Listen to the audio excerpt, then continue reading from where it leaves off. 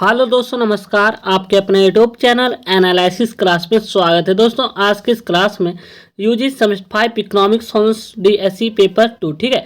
और ये group B का है डीएससी पेपर 2। और डीएससी पेपर 2 में आप लोगों को पढ़ना है डेमोग्राफी इकोनॉमिक्स, ठीक है।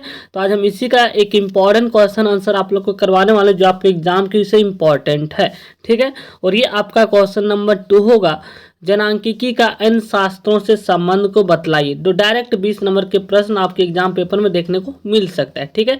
चाहे आप बिना भाई यूनिवर्सिटी हजारीबाग से हो या SKMU झारखंड की किसी भी यूनिवर्सिटी से हो, अगर आपका डीएससी पेपर एक डेमोग्राफी इकोनॉमिक्स है तो आपके लिए इंपॉर्टेंट होगा, ठीक है। आज का क्वेश्चन नंबर 2 है, जनांकिकी का इन शास्त्रों से किस प्रकार संबंध है, ठीक है। तो चलिए समझते हैं। आप लोग लास्ट तक बने रहें। अगर आप लोग इस चैनल पर हैं तो चैनल को सब्सक्राइब कर लीजिएगा, ताकि आपको हर लेटेस्ट अपडेट समय पर मिलता रहे, ठीक है।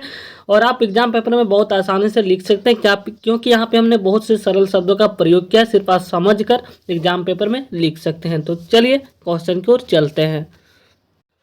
तो ये रहा आप लोग का प्रश्न क्वेश्चन नंबर 2, ठीक है। क्वेश्चन नंबर 2 आप लोग का, जनांकिकी का इन शास्त्रों से संबंध को बतलाइए, यानी कि discuss the relationship of demography with other discipline, यानी कि डेमोग्राफी का इन शास्त्रों के साथ किस प्रकार संबंध, यानी कि ज्योग्राफी हो गया, भूगोल हो गया, यानी कि समाज शास्त्र हो गया, अर्थशास्त्र हो गया, जूलॉजी होगा, इनसे किस प्रकार संबंध है, एक एक करके यहाँ पे एक्सप्लेन करना है, ठीक है। और आपके एग्जाम पेपर में 20 नंबर का प्रश्न ये पूछा जाएगा, ठीक है। तो चलिए हम समझते हैं, आप लोग लास्ट तक बने रहें। तो ये रहा आप लोग का आंसर, ठीक है। तो सबसे पहले हम की पॉइंट को लिखेंगे, इसके बाद हम इसके संबंध को देखेंगे, इन शास्त्रों के साथ किस प्रकार संबंध है, ठीक है। तो डेमोग्राफी के अंतर्गत जो है सांख्यिकीय आधार पर मानव समुदाय के परिमाण, संरचना तथा वितरण का अध्ययन एवं विश्लेषण किया जाता है।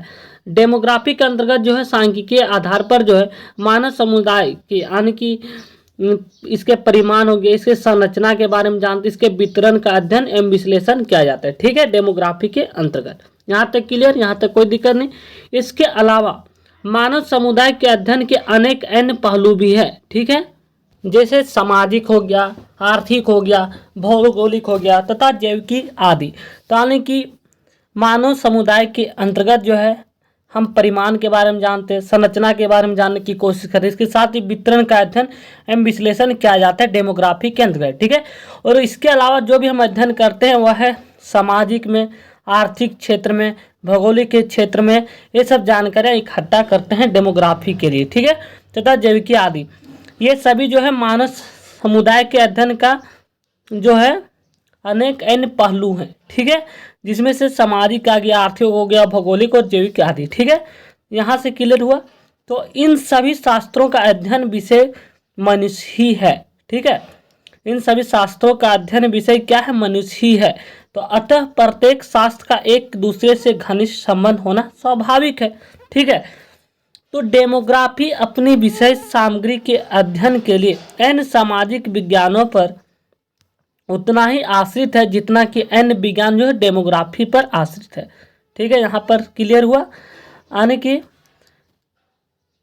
डेमोग्राफी जो है अपने विषय सामग्री के अध्ययन के लिए, जैसे आपको किसी की जनसंख्या जाना, संरचना जाना, तो आपको ज्योग्राफी उठाना होगा।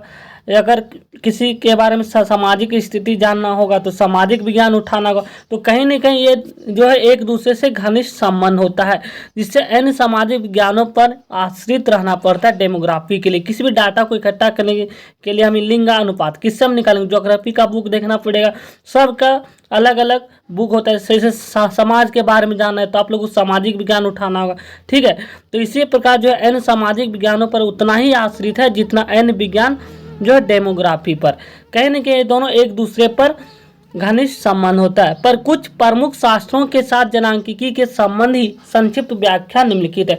अब यहाँ पे हम एक एक करके इन दोनों का घनिष्ठ संबंध को देखेंगे, जिनमें से एक एक करके हम व्याख्या करेंगे। जिनमें से पहला है जनांकिकी या समाजशास्त्र, यानी कि जनांकिकी यानी कि डेमोग्राफी का संबंध देखेंगे समाजशास्त्र से किस प्रकार है, ठीक है। तो जनांकिकी और समाजशास्त्र में बहुत घनिष्ठ संबंध है, ठीक है।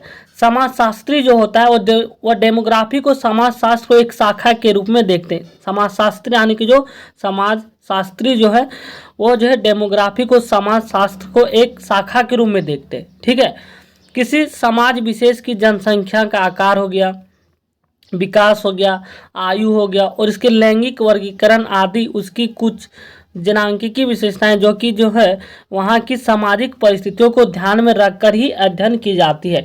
इसलिए समाजशास्त्री जो है डेमोग्राफी को एक शाखा के रूप में देखते हैं। ठीक है, क्योंकि वहाँ की जो विविधता होती है, आकार होगी, जनसंख्या का आकार हो गया, विकास हो गया, आयु, लैंगिक वर्गीकरण आदि उसकी कुछ भी जनांकिकी की विशेषताएं जो भी होते और वहाँ की सामाजिक परिस्थितियों को ध्यान में रखकर ही अध्ययन की जाती है। ठीक है, यहाँ तक कोई दिक्कत नहीं। चलिए आगे। तो इस प्रकार हम देखते हैं कि समाजशास्त्र मनुष्य का अध्ययन एक सामाजिक प्राणी के रूप में किया जाता है तथा जनांकिकी में भी मनुष्य का अध्ययन एक व्यक्तिगत इकाई के रूप में नहीं बल्कि एक समुदाय के रूप में किया जाता है।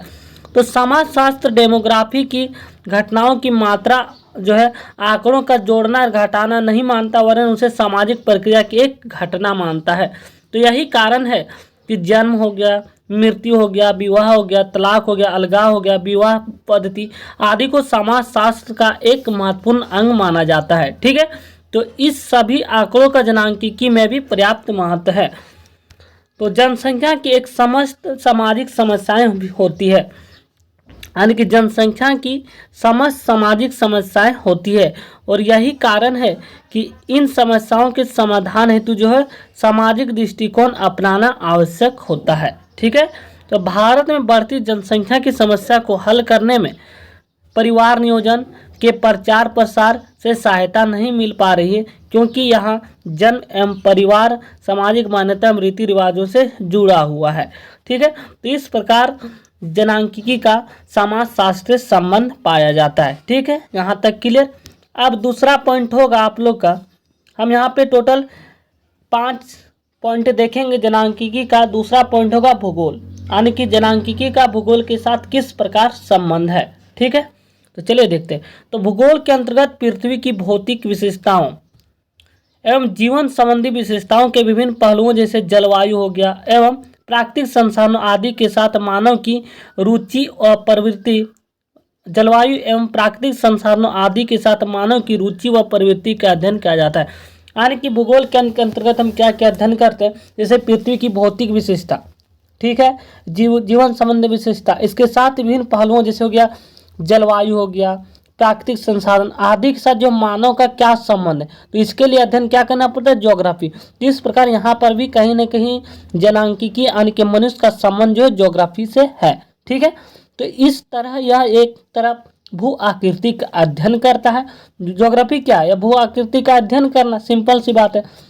ठीक है, जैसे हो गया पहाड़ हो गया, नदी हो गया, मैदान हो गया, तो बहुत से आदि का निर्माण कैसे होता है इसके बारे में हम जानते हैं। तो दूसरी ओर यह भी मनुष्य जानकारी हमको देता है ज्योग्राफी कि मनुष्य तथा उसके आर्थिक व भौगोलिक जीवन का सापेक्षिक अध्ययन भी करता है इसके अंदर। ठीक है, तो भौतिक आकृतियों के अध्ययन को भौतिक भूगोल कहा जाता है। ठीक है, तो जबकि मानव विकास, ठीक है, अब ज्योग्राफी में क्या पढ़ते हैं, मानव विकास पढ़ते हैं, जातीय गुण पढ़ते हैं, मानव आकृतियां पढ़ते हैं, मानव के विकास की दर के कारण का भी अध्ययन किया जाता है।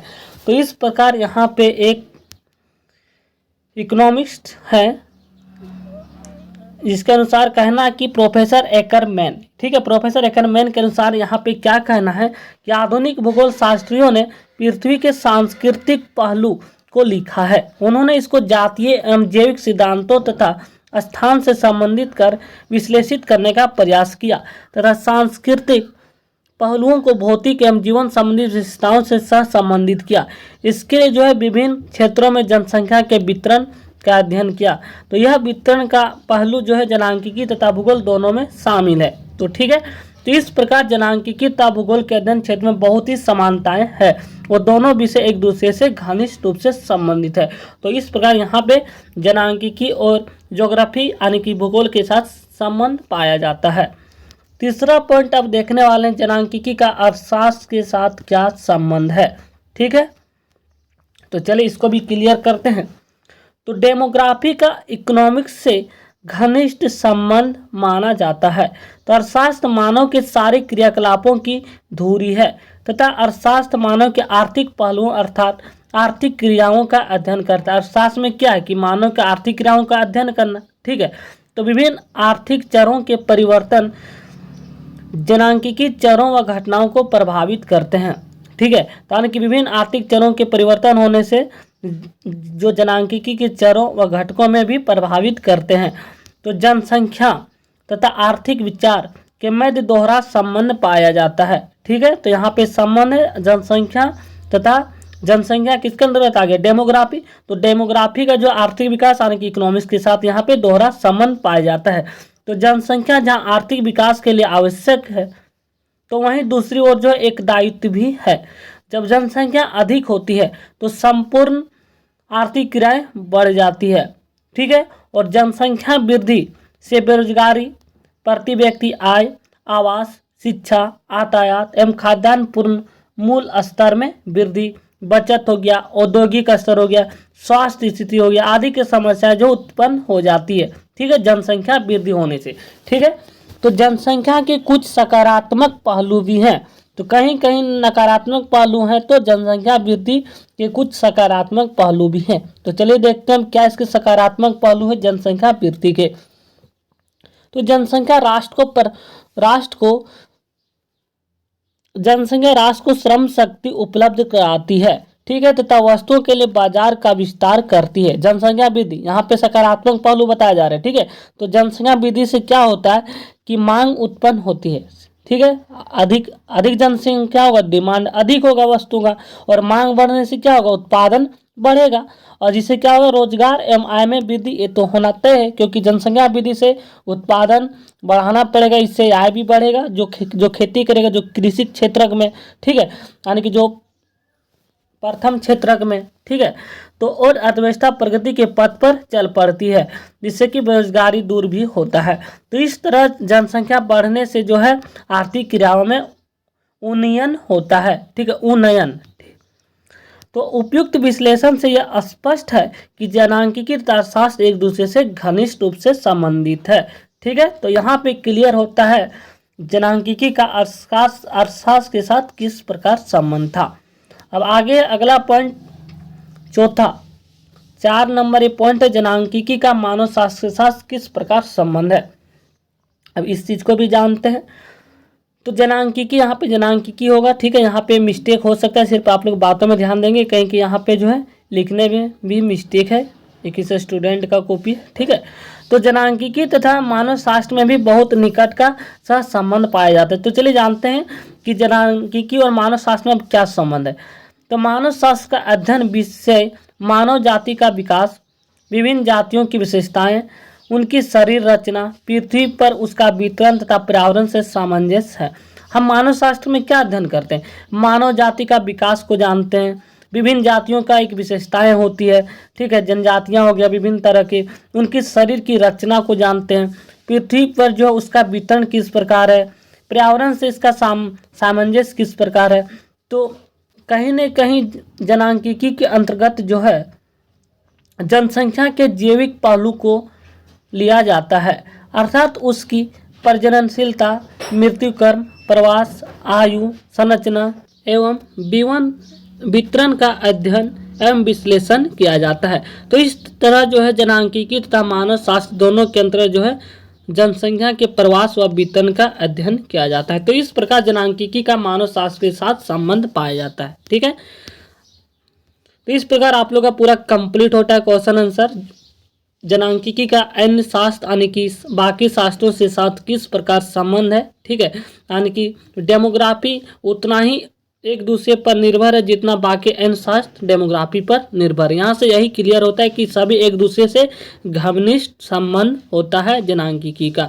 तो इस प्रकार आप लोग का पूरा क्वेश्चन सर कंप्लीट होता है। आपको पीडीएफ टेलीग्राम लिंक पर शेयर कर दिया जाएगा, आप डिस्क्रिप्शन बॉक्स के नीचे टेलीग्राम ग्रुप पे जुड़ सकते हैं, ठीक है, वहाँ पे आप लोग को लिंक मिल जाएगा। तो थैंक यू गाइस, मिलते हैं नेक्स्ट वीडियो में तीसरे क्वेश्चन के साथ। धन्यवाद।